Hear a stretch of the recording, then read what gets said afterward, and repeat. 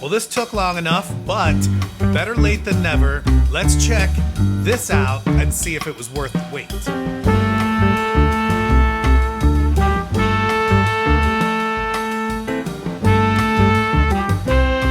Finally, after many delays, the most anticipated VMP Anthology box set, The Story of Impulse Records, is finally here. I'm pretty sure people were made aware of this before I was even a member of Vinyl Me Please. That just goes to show how long this goes back in the making, and I'm sure if you talk with Vinyl Me Please, it probably goes back even further. This is an amazing box set. Let's dive into this to see what you get, how it was done, and how it sounds, and why good things come to those who wait.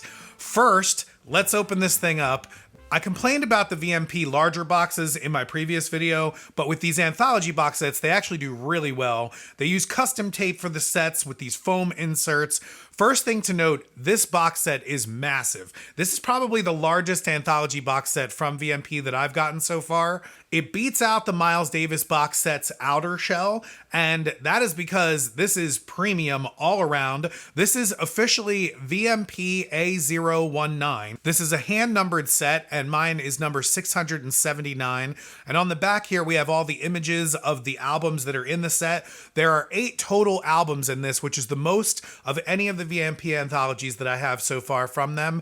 Opening it up, we have awesome photos embossed on the inner box here of John Coltrane and Alice Coltrane, and rightfully so. This is the house that Train built, and I'm so glad at this point to be getting into Impulse now. We're going to be getting more into that later as the video goes on. First out of the box, we have the listening notes, which is 28 pages written by Ben Ratliff. It covers the story of Impulse, each individual album in the box, and their place in the story of jazz. As well, with all of the anthology box sets that Vinyl Me Please offers, they do really cool podcasts that go along with these, and I really encourage you to go check them out. Even if you don't get the box set, go check out the podcast because there's a lot of great information and inside stories. You can get them wherever you download podcasts, and I'll try to link for that in the description below. They talk with the team at Impulse about the creation of this set and what went into it and the history of these records, which if you're like me, a lot of this is new. I have not gotten to dive that deep into Impulse records, but that is definitely going to change in the future. This entire set is sourced from original master tapes, AAA lacquer cut from Ryan Smith at Sterling Sound and Barry Grint at Alchemy Mastering, with the exception of 2 of them, Pharoah Sanders and Alice Coltrane. The Sanders is a mix of master tapes from master digital sources, and the Alice Coltrane says that it was sourced from a digital master. This is also pressed at RTI, which was a big part of the controversy surrounding the whole pressing plant thing and why there were so many delays with this. But I said before that good things come to those who wait, and it really is because RTI did an amazing job with the pressing of this, and so I'm very thankful that this was pressed there because it is just absolutely immaculate, as you're going to see here. All of the records in this set are absolutely stunning, both in the presentation of the jackets, which are all Stoughton Gatefold laminated jackets like you would get from either Acoustic Sounds or Blue Note Tone Poet series. For my set, this entire thing arrived absolutely perfect. The box, the vinyl, the jackets, everything is absolutely flawless. Vinyl Me Please is also sending along a gift, which are Impulse socks, which I'm not sure were supposed to be part of the initial set or if they're just sending it along because of the bad delays.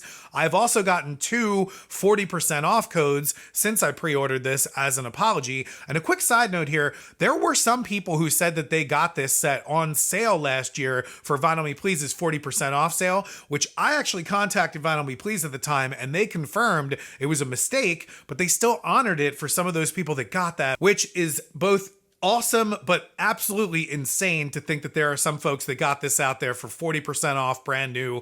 That is the vinyl deal of the century right there. One other thing to note about all of the jackets in this box set, as stunning as they are actually gigantic. Like, the size of the newer Tone Poets. So you need 13-inch record sleeves if you're not going to keep these in the box, which I do not. I plan on playing them as much as I can. You need to get these 13-inch sleeves in order for these massive record sleeves to fit into them. And if you do, they will fit in very nicely and even with the record behind it. But If you don't, you will never get these massive gatefold sleeves into a regular 12.75 inch by 12.75 inch. You need 13-inch sleeves for these things. As I've already mentioned, you're going to hear me mention numerous times because I'm just amazed by it. All of the vinyl in this set was perfect, all flat, not one pop in the entire set of 8 records. And like I said, this was pressed at RTI and they absolutely nailed it. If this is what's to come in future anthology box sets, I'm all for that. I've had some issues with the previous box sets where I've actually gotten an entire set sent as well as a replacement. So this is the first one from Vinyl Me Please that I've gotten that is 100% flawless from them, and I'm very grateful for that. Also, one other side note. I cleaned all of these records using a new ultrasonic cleaner that I'm reviewing that was sent to me, or at least it's new coming to the US, the Nasty Disco Anti-Stat. And I've got some very interesting findings with this thing. So if you want to learn about this machine and some other ultrasonic cleaners in the future, I plan on doing some comparisons with them. Subscribe to this channel so you don't miss that. Trust me, there's going to be some great knowledge and insights coming in those videos, so definitely tell your friends about it. The Nasty did its job quite well and got these cleaned pretty fast for me. So let's talk about how they sound and each album. I've had about a week now to go through a lot of this stuff. There's 8 records here, so there's a lot of stuff to go through. So I tried getting through and listening to all of it as much as I could. So let's dive into these records. The first LP out of the box here is Africa Brass from John Coltrane, originally released in 1961, catalog number A-6 from Impulse Records. Recorded from Rudy Van Gelder at Van Gelder Studios. This is produced, I believe, by Creed Taylor. He definitely had a hand in the creation of this record, and he was responsible for bringing Coltrane over to Impulse Records and signing him to what at the time was one of the largest jazz contracts ever for a jazz musician, next to what Miles Davis had previously signed with Columbia. And so Creed Taylor was instrumental in the founding of Impulse Records, and he basically was very close in producing the first 6 records for them. And after that, Bob Thiel takes over, as you're going to see with basically all of the records after this one. But Creed Taylor goes on later to create CTI Records, and I implore Vinyl Me Please, and I'll probably say it again in this video, make a Vinyl Me Please anthology box set for CTI Records, please. I would love to see that. I would love to be a part of it, but that's just my own little plug for that. This is basically a big band record from John Coltrane, although it is John Coltrane's version of a big band. It's what you would get from a big band if you had Eric Dolphy doing the arrangements based on McCoy Tyner chord changes and things of that nature. There are a lot of great musicians on this record, including Coltrane's main guys like Reggie Workman and Elvin Jones, but we also have Freddie Hubbard on trumpet and Julian Priester on euphonium and other brass instruments, as well as other different musicians to kind of round out a bigger band sound on this, which is really, really cool to hear, but also very much a Coltrane version of a big band, which is really awesome. The record sounds amazing and is one of the AAA masters in the set, and it's totally silent and flat with no noise at all. This one is cut by Ryan Smith at Sterling Sound, and this one is also put out by Analog Productions and Acoustic Sound, so you can get it from them outside of this box set if you want to just pick this one up. I'm going to try throughout this video to notate which ones you can get outside of the set easily, but there are a couple that are, as you'll see, pretty hard to find and are not available outside of this set. But this one is, so if you want to pick this one up from Analog Productions, you can separately. This record is pretty far out there, and Africa is the first track on it. It's on side 1, and it's all of side 1, 16 minutes long. And at the time, it's interesting because jazz throughout this time period, and as you kind of see when you read a lot of these booklets with this, is both going through a period of being, old, but also being new and reinvented at this time in the early 60s. So it was like both modern and new, old and new all at the same time. So this record kind of really encompasses that with like a big band sound, with Coltrane just screaming in and out of it, and all of the avant-garde sounds that you hear from Eric Dolphy's influence and things like that on it. So it's very cool. There's lots of really great percussion on it as well. So definitely check this one out if you like Coltrane, or if you want to hear him in a different session that's not just like a combo. Also, this is just an essential to have if you're going to collect everything from Impulse, which I probably am now. Next in the set, we have Chico Hamilton, Passing Through, originally released in 1963, catalog number A-29. Also recorded by Rudy Van Gelder, this one in mono as well. The last one was also in mono. This has Chico Hamilton on drums, George Bohannon on trombone and percussion, Charles Lloyd on tenor sax and flute, Gabor Szabo on guitar, and Albert Stinson on bass. Chico Hamilton is one of the only artists that I have an OG Impulse copy of, and I actually love Chico Hamilton. He's one of the first jazz artists that I ever got a record of, too. And this record is just hands down one of my favorite in the set. The clarity of the cymbals and the brightness of this recording is very in your face, but I really, really like it, and I think it sounds amazing, and the grooves are awesome too, as always with Chico Hamilton. I've not heard a lot of stuff with Gabor Szabo as a sideman, and I've learned through this set a lot more about Gabor Szabo, as we're going to get into with him later, but he's on guitar on this, and it brings such a fantastic vibe to it, along with the percussion-driven stuff from Chico and George Bohannon, who's on trombone, but also on percussion on this. He has some legendary records out there that have been sampled and really awesome funky stuff as well. Charles Lloyd on saxophone and flute. The flute tracks are just so very 60s on this record. And this just recorded by Rudy Van Gelder sounds amazing. Looking around for other pressings of this to see if this is exclusive enough to this box set, I actually found some test pressings out there of this from this set from back in 2021, which goes to show you how long that this has actually been in the works. But besides that, you have to go all the way back to 1982 for the last pressing of this. So it's great to have this in the set, and it's not one that you can get out there in the wild that easily. Besides the Mel Brown that we're going to get into in a little bit, this might be my favorite record out of the entire box set. Next, we have Lorez, Alexandria the Great, originally released in 1964, catalog number A-62, also recorded by Rudy Van Gelder. And this is a very different record for Impulse, according to the liner notes, which I've read cover to cover, again, are fantastic, from Ben Ratliff. It gives a really good picture of the state of jazz at the time and where owner Bob Thiel wanted the label to be pushed. And according to Thiel, he didn't really care much for female jazz vocalists.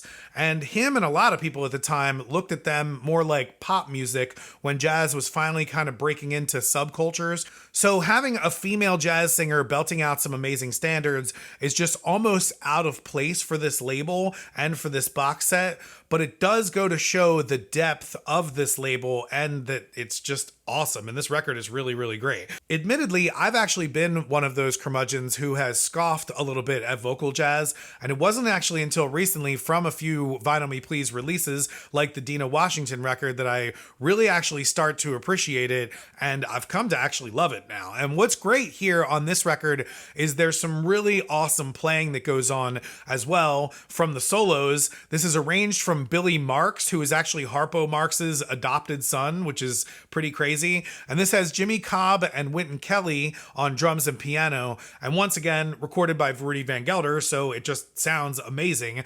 This is a welcome contrast to some of the other stuff that comes later on in this set, as you're going to see. And another one that has not been reissued before. 1982 is the last time that I could find a reissue of this one. So again, another welcome addition to this awesome set.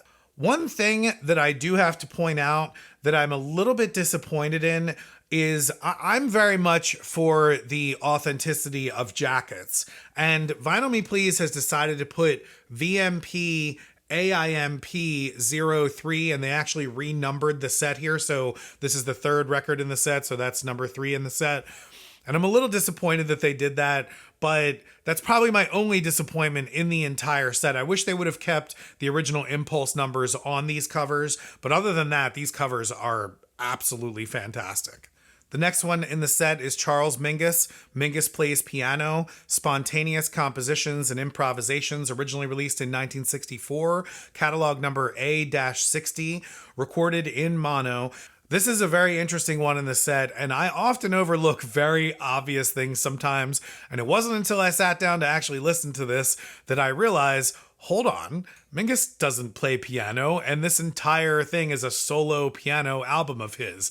So this man is a genius that he can put this out, and he's actually known for being a bass player. And Mingus has two other very, very well-known and amazing Impulse records out there, both reissued from Analog Productions, The Black Saint and the Sinner Man, and Mingus, Mingus, Mingus, which he's actually holding on the inside picture cover of this LP. But this is a very often overlooked album, apparently. I didn't even know that this was a thing. And you can tell that this is just a man who wants to let some things out. And it is very emotive, and I absolutely love it. I don't have many solo piano ventures, and apparently this was all recorded in one session on July 30th in 1963. This has an amazing painted cover on it, which just looks stunning on this jacket, as with all of the records in this set. Again, I just keep gushing about that, but this is totally silent, and it's very needed at moments on this. There's some very sparse piano playing at moments, so having a completely silent pressing of this is very, very awesome. There is a Superior Viaduct edition of this that was released in 2015, but it is not cut by Ryan Smith at Sterling Sound like this one is, so it's very awesome to have a AAA cut of this out there, which is really great, and it sounds fantastic. This is another one that I also found a test pressing of from 2021. So apparently that same seller has a bunch of the test pressings from this set. So if you wanted to get any of those, they're going for about $400 a pop. He will take some offers on them. I've tried to make some offers, but we'll see if we get any of them. Next, we have Gabor Szabo Jazz Raga, originally released in 1967, catalog number A019, recorded in stereo from Rudy Van Gelder. This is one of the ones that I was extremely excited for in the set. Gabor Szabo is one of my favorite guitarists, and I've only been getting deeper into his music just recently. I initially found out about him from his stuff with CTI, and Impulse is actually where he got his start, having defected from Soviet Hungary at the time. He was very influential in bringing a lot of Middle Eastern sounds to jazz and rock as well. He plays both guitar and sitar on this, and there are times where I wish he just stayed more on the guitar, to be honest. But Bernard Purdie is also on this as well, which is just sick. And that guy has played on so many amazing legendary records. And again, this is also another Rudy Van Gelder production, so it all sounds amazing. They do a cover of Paint It Black from the Rolling Stones, which I honestly think is probably the weakest song on the record. It almost feels a little bit hokey at times, but when the solos happen and the grooves kick in, it more than makes up for any of the hokiness. And I think this was just a product of the times. A lot of jazz musicians by the late 60s were covering a lot of Beatles and other pop tunes on their records. And this cover is just fantastic, by the way. I love the painting, but I also just love the photo of Gabor Szabo just hitting on a woman while he's sitting on a Vespa playing a sitar. I mean, that's probably like one of the most 60s photos that I've ever seen. This record has been reissued by Light in the Attic Records back in 2010, but other than that, this is the only other modern reissue that I could find of it, besides that test pressing that is out there on Discogs. So again, if you want a $400 test pressing of this, you can get that separately. Again, I've made some offers on it, so we'll have to see if we can get any of those in here. I would love to get a test pressing of Jazz Raga, would be fantastic. Next out of the set is Mel Brown's Chicken Fat, originally released in 1967, catalog number A9152. Many reissues have come out from this one recently, most notably a Kevin Gray Orange edition that came out from Jackpot Records that is AAA and amazing. More on that in a minute.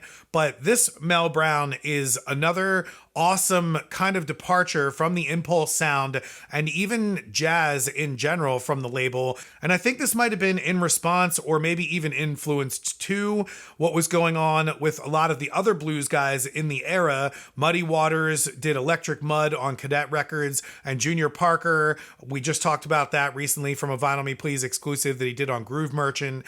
And so this is a great funk and blues set. This cut from Ryan Smith is absolutely fantastic and sounds great, but I do think that the Kevin Gray cut is actually a little bit better than this cut. It has a little bit more bass detail and a little bit more overall like oomph to the sound, but not by very much. When it comes to the jacket and the vinyl, hands down, hands down, the box set wins. The jacket is not even close, and the vinyl on my orange copy actually has a couple of pops and ticks, whereas this one from RTI is 100% flawless. Now, there's also a yellow edition out there. Both the cover is yellow and the vinyl, I think, is yellow also from Third Man, and I've not heard that. But from others that I have heard in that series, I would probably stay away from those and get either the Kevin Gray Jackpot editions or go with this one if you do end up with the box set. This is Mel Brown's first outing as a solo leader, and Herb Ellis is also on this, who's another great guitar player. And there's just a lot of really sick guitar riffs on this. There's a lot of awesome funk soul grooves from the bass and the drums.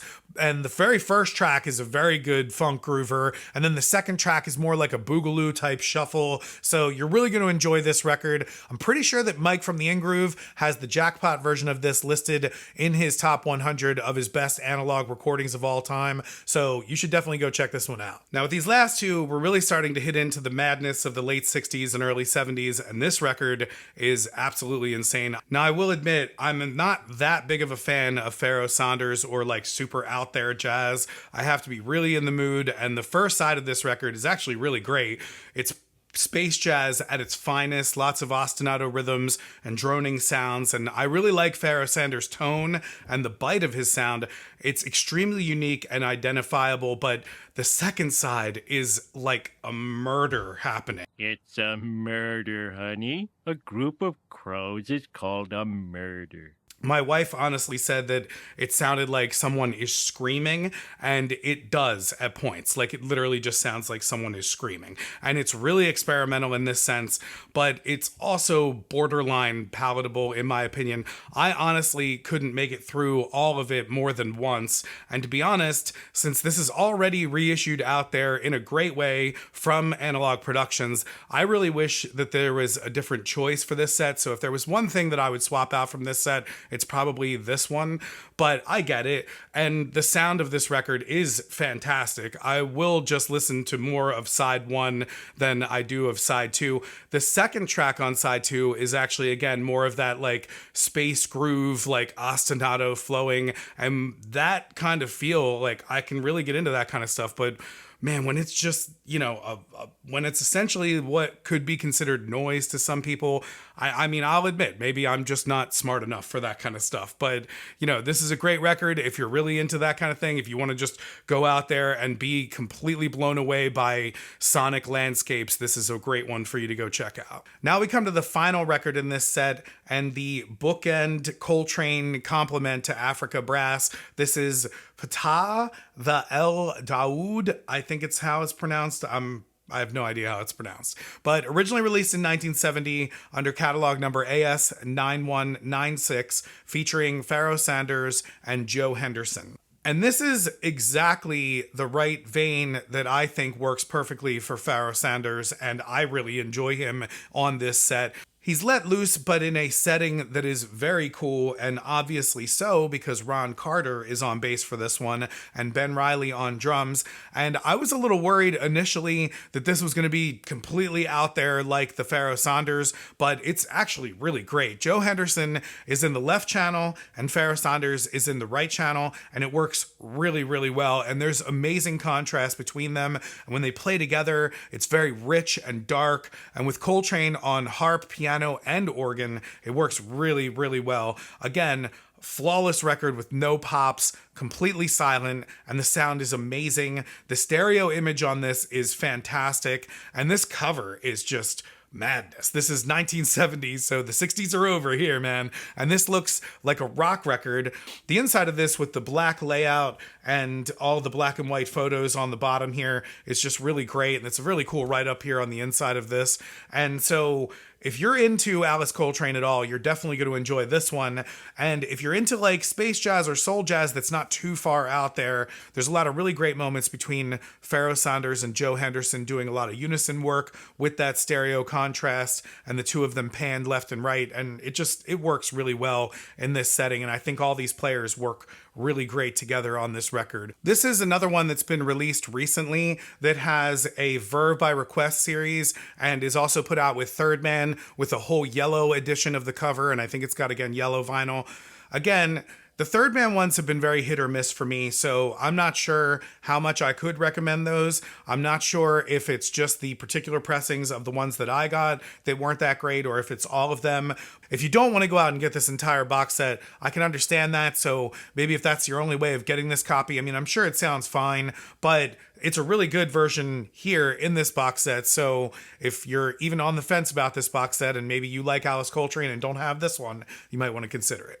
Overall, I have no idea how anyone would go about telling a story of a label like Impulse Records, which is still going to this day, in just 8 LPs. I think Vinyl Me Please does a great job with these anthologies, and from someone who doesn't have that many Impulse records, but has known about the artists and the orange shadow that it has cast over jazz, this has been absolutely amazing, getting me caught up to speed and intrigued to want to get more, which is really what a box set like this should really do. It should make you want to get into the label and want to get more of these artists, and so I do want to get more Coltrane, and I want to get more Gabor Szabo, and I want to get more of all of these artists on this Impulse label. And because I'm such a huge fan of Creed Taylor, I mean, I just want more of the Impulse label in general. I definitely want to get the first 6 records that he produced with the label. I already have a couple of them, so one of them in here with the Africa Brass, but this again is probably the best anthology box set that I've gotten so far from Vinyl Me Please. The Miles Davis is amazing, and it's right on par with this, but I did have some quality control issues with the Miles and the entire set.